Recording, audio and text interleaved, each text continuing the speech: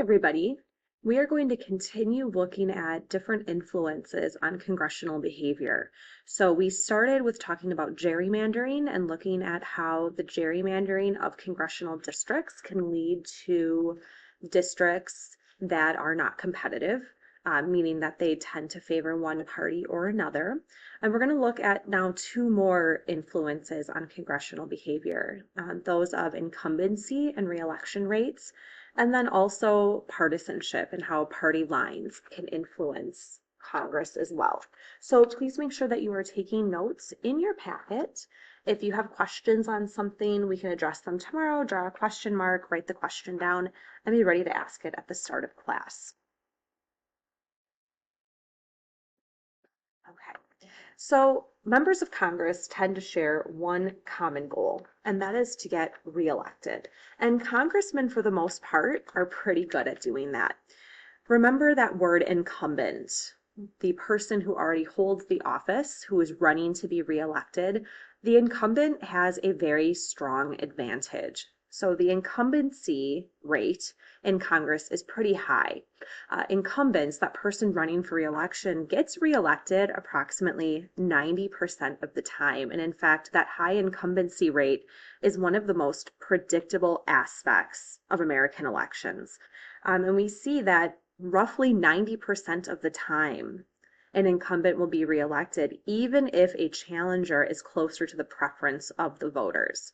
Now, generally speaking, members of the House have an easier time than senators of being reelected. Members of the House, it's usually around 90%, senators around 80%, keeping in mind that the way that they're being elected, their constituency is a little different. A representative is running out of a smaller, usually congressional district, whereas a senator has a larger, more diverse constituency being elected by an entire state.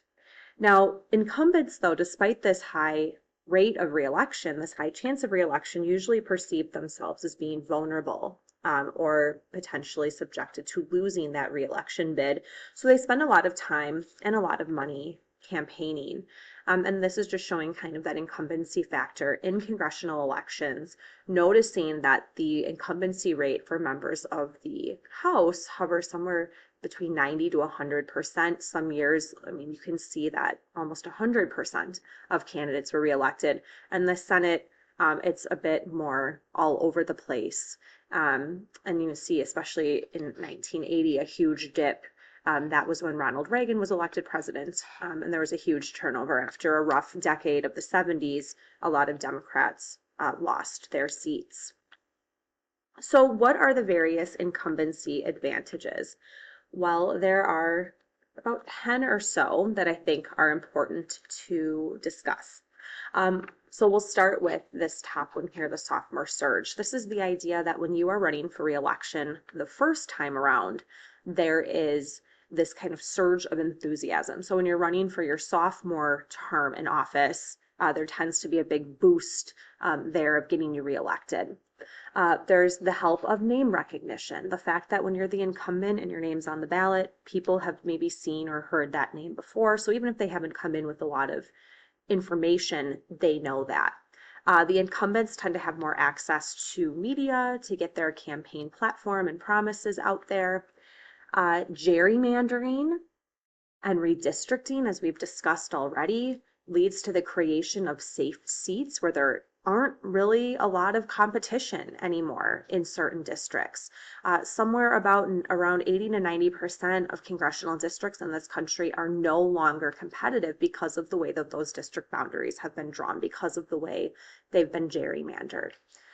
Constituency service, the casework, the things that you are doing for your constituents back home, the accomplishments, those are the things that you are able to play to and play upon when you're running for re-election, highlighting the successes that you've had.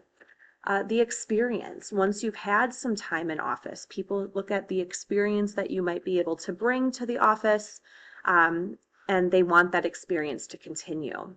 The pork barrel projects and the earmarks, right? The dollars that you were able to bring home to your home state, the money you were able to get earmarked for certain projects that benefit your constituents specifically. Again, you're able to kind of tout those and highlight those on the campaign trail. Campaign finance. You already have that established donor base, so you can go back to those donors from the last time around, or now that you're an established politician, you might be able to recruit new money. And then lastly, franking privileges. The franking privilege is the ability of current sitting congressmen to mail things for free through the U.S. Postal Service. So you can send flyers, you can send those direct mailers at no cost, where if you're not the incumbent and you're not holding an office, you have to pay for those things. So it saves you and your campaign a lot of money. All of these things together help lead into that high success rate of reelection.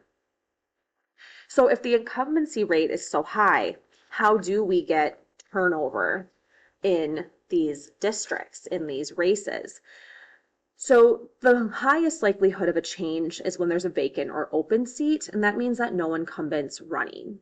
Most turnover is going to happen there when you have two new people running for that office. So it could be that an incumbent retires, they just decide not to run again, and that can create a true competition, two new people. However, keeping in mind that the way that districts are gerrymandered, it will most likely still be somebody from the same party.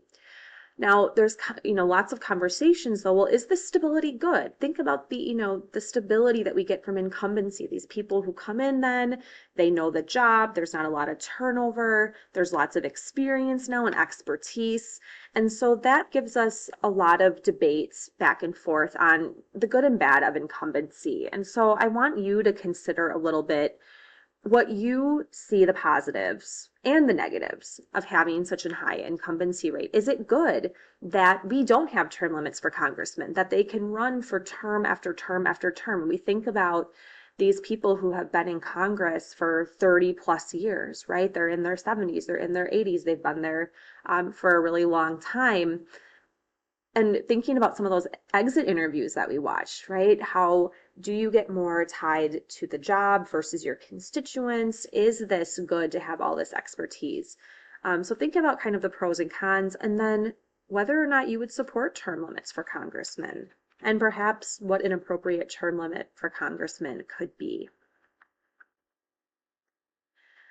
Okay, so looking then at our final kind of influence on congressional behavior, I want to talk about the influence of partisanship, that party influence. Because while we've talked about the ideas of delegates and trustees and politicos, we cannot underestimate the influence of party, and partisanship, party loyalty are incredibly important today. It becomes increasingly more so that you toe the party line in voting, and party unity is absolutely expected, that Democrats vote together, Republicans vote together, no matter what. So when congressmen feel the pressure to act as a partisan, they are acting in accordance with their party. And we can see that especially when it comes to economic and social welfare policies, which we'll actually be looking at next week, that it's very divided along party lines. There's not a lot of crossing the aisle. There's not a lot of crossover. And we see that this can become a hindrance, right? This creates gridlock in policymaking in our government because the parties are less likely to compromise. They are less likely to work together. You create these entities that just move further right, further left. They're internally more homogenous, more liberal, more conservative, fewer moderates. And that really means that it is hard to get things done. And we have seen instances of that happening, right? Where it's just expected now that you are going to vote with the party no matter what happens. So a policymaking process, a lawmaking process that's already riddled with obstacles, it becomes even harder to accomplish.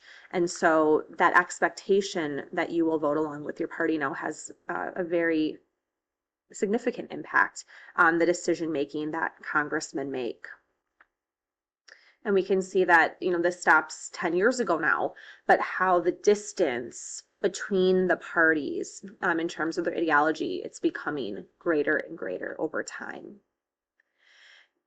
Now, people are also keeping in mind the people that elected them, their constituents. And so when you run as a Republican or a Democrat, you have to keep in mind what will get you reelected. So serving your constituents from within kind of your party bubble is important too. And so congressmen accomplish this through what's called casework, which is the service that you do to your constituents back at home. And so casework are the direct assistance that you're going to provide to your home state or your home district, bringing home the bacon, so to speak, winning those pork barrel projects and that pork funding, because that is how you're going to be able to get your chances of reelection increased, right? You're able to get those benefits for constituents. And it's also just responding to individual problems that people might have in the district as well. Now, there's good and bad to this. A lot of times the casework means that you're in your home state versus DC. And so it's all a balancing act for congressmen to figure out how much time they'll spend in DC and how much time they're going to spend back at home. So overall, congressional decision making is a culmination of a lot of different factors. We've talked about, your personal beliefs, right? And what role should your personal beliefs play in how you decide to vote on issues? Do you act as delegate, where it doesn't matter what I think, I have to listen to my constituents, the people who voted me in? Do I play more that trustee role that they've entrusted me to do what I think is best? Do we follow the partisan line? Listen to the political party, vote the way that they want them to? Do we look at the administration? Who's in the White House right now? Do I owe loyalty to the White House, or is my stance that we're playing that opposition, we're playing that check and balance role? Am I giving into pressure groups, interest groups? Who's been giving me money in my campaign? Who's lobbying me? Do I listen to them? And do I listen to my colleagues and my staff? So there's a lot of things that influence congressional behavior, both kind of the external factors and then the internal ones as well. Okay, so that's going to wrap up our time. If you have any questions from today, the lecture that you watched, anything pops up in your notes, please make sure to ask tomorrow.